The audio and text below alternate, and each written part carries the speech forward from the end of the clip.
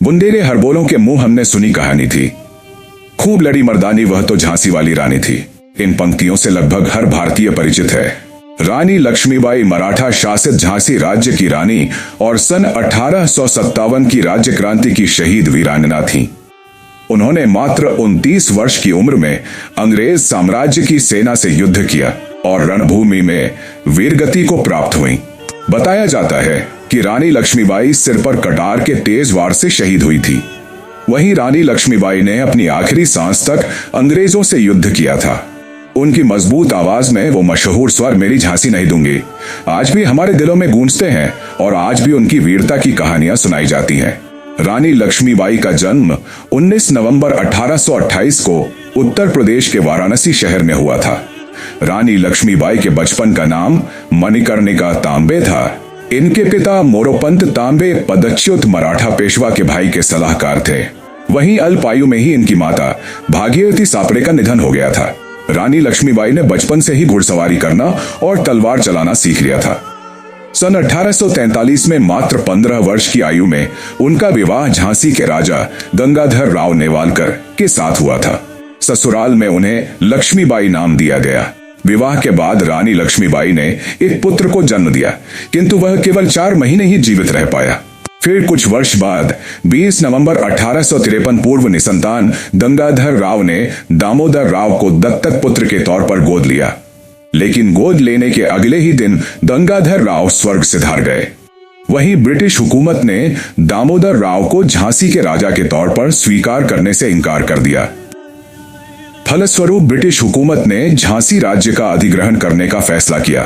इसके कारण रानी लक्ष्मीबाई को किला छोड़कर रानी महल में रहना पड़ा। लेकिन लक्ष्मीबाई राज्य वापसी के लिए कृत संकल्प थीं।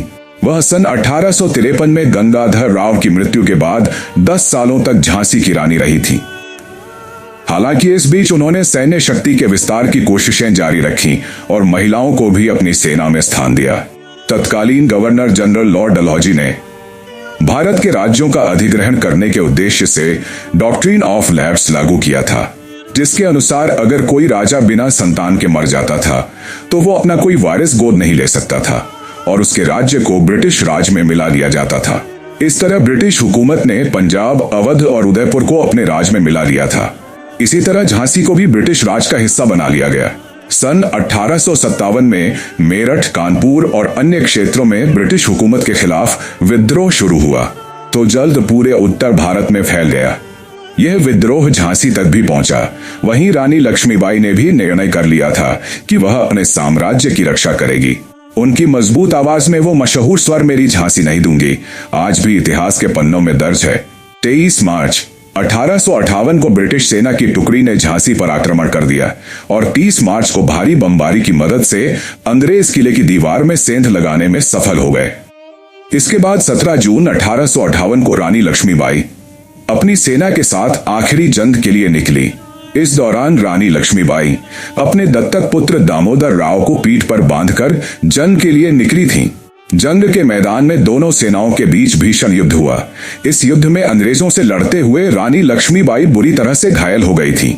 माना जाता है कि एक अंग्रेज सैनिक की तलवार सिर पर लगने के कारण उनकी मृत्यु हुई थी।